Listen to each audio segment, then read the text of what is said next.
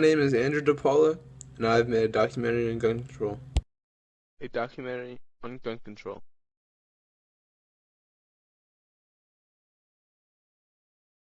Now you may be asking yourself, what is gun control? Well, gun control is the government's way of restricting our access to firearms through public policy. What kinds of policies do they use? A few gun control methods are limiting the size of cartridges. They can ban certain weapon types, and they can ban certain types of high-capacity ammunition. They can also require a permit to own a weapon. They can even do a federal buyback of weapons. Gun control's main benefits are that it can reduce the homicide rate, it can reduce the suicide rate, and can reduce the crime rate.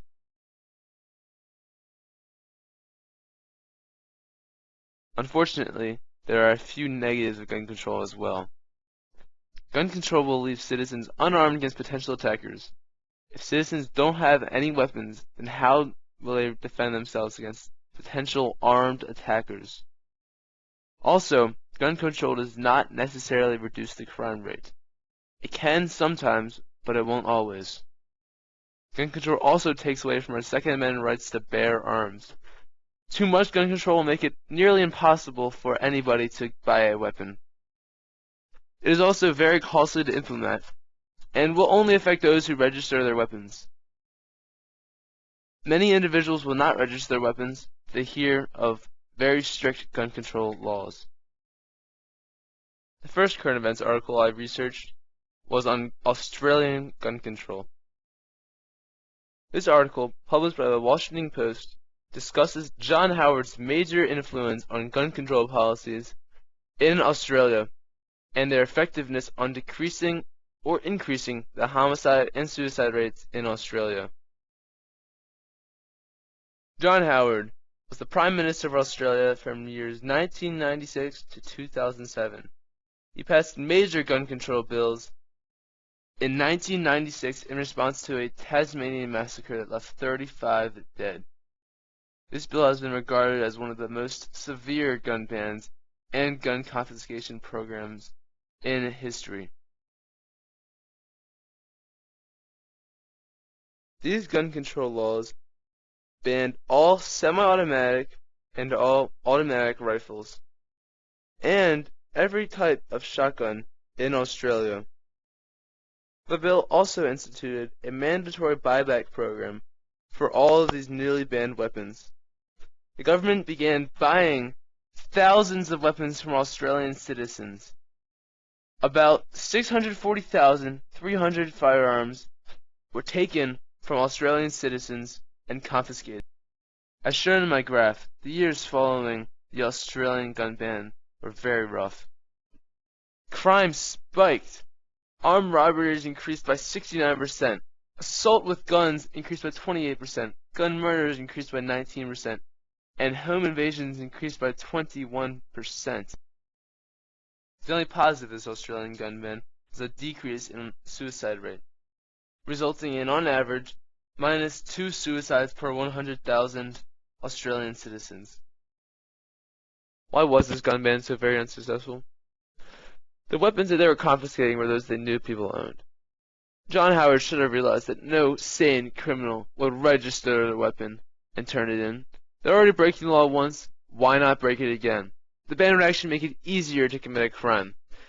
If no citizens own a weapon, then the criminals get a free ticket to everything you own, seeing that you have no means of defending yourself. This political cartoon is saying that criminals don't believe in rules.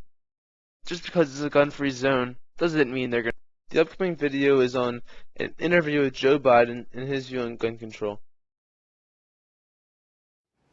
Thanks. Kate Ernest has the next question. She asks, do you believe that banning certain weapons and high-capacity magazines will mean that law-abiding citizens will then become more of a target to criminals, as we will have no way to sufficiently protect ourselves.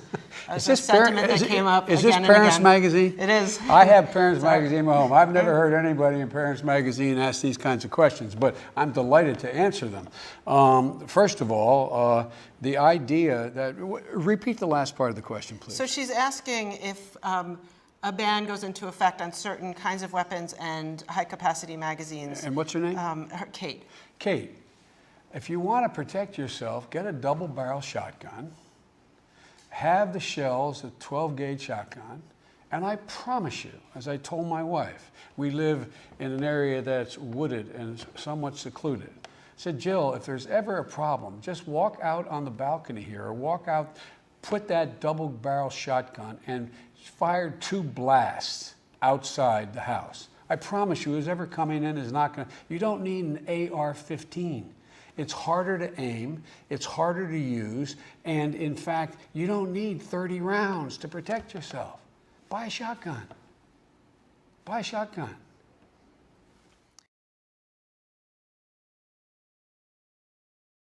Bronte's young girl who has started a letter writing campaign for gun control. She's collecting 1,000 letters to send to Obama. Her and many others have started up these letter campaigns to get their idea out there. On April 19th, my birthday, the Senate rejects the gun control bill.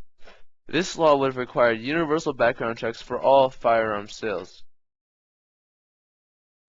There are both positive and negatives to this bill. Some positive background checks are that it prevents past criminals or people with restraining orders on them from buying weapons illegally. It will also help limit the sale of illegal weapons. The negatives are that there are many loopholes to this law. The bill forces weapon dealers and gun shows to conduct background checks. However, this rule does not apply to friends and family. Anyone can sell or give a weapon to your neighbor or friend without a background check. They have not defined what a friend is. Overall, I believe that the Senate was in the right with rejecting this bill. I think that universal background checks can be a very effective and helpful approach to gun control. But as is, this law would not be very effective. It should be revised and edited to fix the many loopholes it contains. This article, published by the Frederick News Post, discusses in depth the pros and the cons of new gun laws enacted in Maryland. The new laws that have been enacted limit the magazine capacity to 10 rounds. It creates a criminal penalty for failure to report a stolen weapon. A license is now required to purchase any handgun. Along with this license, a fingerprint background check, a 4-hour gun safety course, and a $50 application fee for just a 10-year license is required for handgun purchases. It also bans all assault rifles. Supporters of this bill say, quote, "Lives will be saved." Vincent DeMarco, president of Marylanders to Prevent Gun Violence, and a retired Frederick County teacher, believes that it is necessary to curb gun violence. What some non-supporters are saying is, this was a terrible law and Marylanders are going to suffer for it. I truly don't think you're going to prevent one crime. Said by Frederick County Sheriff Chuck Jenkins. He also said, quote, "I truly don't think you're going to prevent one crime." Quote, "Many gun advocates say fingerprinting will simply add another layer of bureaucracy and do little to prevent crime." I believe this political cartoon represents the argument of this bill. Supporters of gun control say, it is important because people are being killed by weapons. The reason against gun control is that if they were armed, then they wouldn't have gotten killed. What classifies as an assault rifle? Rifles such as the Street Sweeper's shotgun, the AK-47, the Avtomat Kalashnikov, the Bushmaster semi-automatic. There are 41 others that I have not listed. And any weapon with 2 or more of these attachments, like the folding stock, grenade launcher, or a flashlight.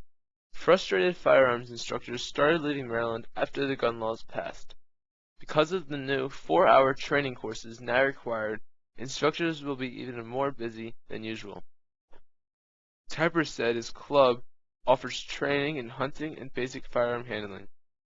However, his club was already, quote, full to the gills, quote, with less instructors in state clubs. They will have very difficult time handling all of the new training courses.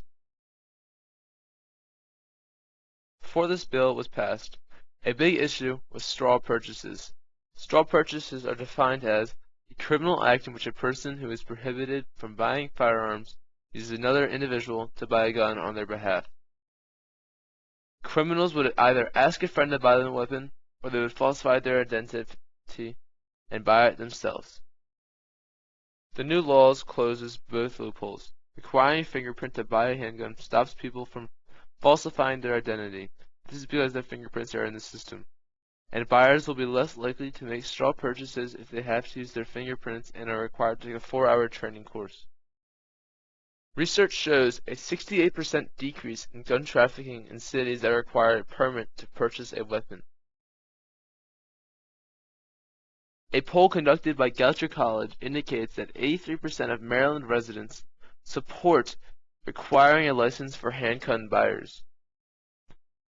The issues with this bill are that it greatly inhibits the Second Amendment rights by banning all assault weapons. Attachment ban has loopholes. For example, instead of using a flash suppressor, you can simply use a muzzle brake which acts exactly the same way. There's already a 5 to 8 week backup on government background checks. They will not be able to handle the hundreds of more checks, causing gun enthusiasts to leave the state. Not sure what limiting magazine capacity will do to prevent crime. There are several benefits of this bill. This bill has the public support by nearly 86%. The bill will close important loopholes in straw purchasing of handguns. It will make it nearly impossible to falsify your identity when purchasing a handgun. At the beginning of the year, my opinion on gun control was, well, basically that it was very bad and it couldn't be of any possible good. Now I realize that controlled use of gun control can be very beneficial to society. But if used too far like any of these guys, or like John Howard did, it will end up biting you in the butt and hurt you in the long run. Because this is a very controversial topic, and many people have many different opinions, there's very likely chance that there will be bias. Bias is when someone changes what he writes or puts in only the information that he likes to persuade the reader to go his way.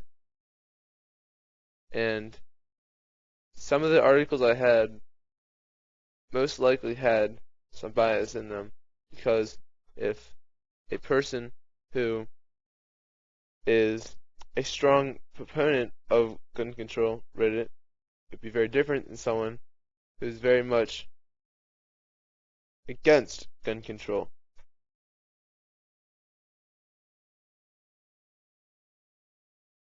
I can draw a couple of conclusions about gun control policies. Gun control is a good thing to an extent. Governments pass too many gun control laws. This will set a precedent for other governments. Too many gun control laws can also diminish a democracy and turn it into a bureaucracy. For example, when Australia passed their gun bans, it had a complete and utter failure. On what they expected, set a precedent for the world that bans that severe will not only be very costly to your country, but will also greatly increase crime in your country. The Senate refusing to pass the loophole-filled laws is important because it represents checks and balances. The law was about universal background checks on the sale of weapons that had many loopholes in it, and the Senate was able to see that and not pass it. Letter writing campaigns can be an easy way to get involved in gun control, or really any issue you want to be changed, be it gun control or taxes or anything. Maryland's laws showed me that gun control has both positives and negatives.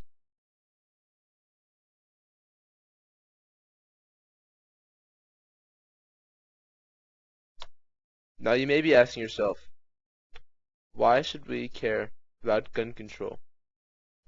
Well, I'm going to tell you.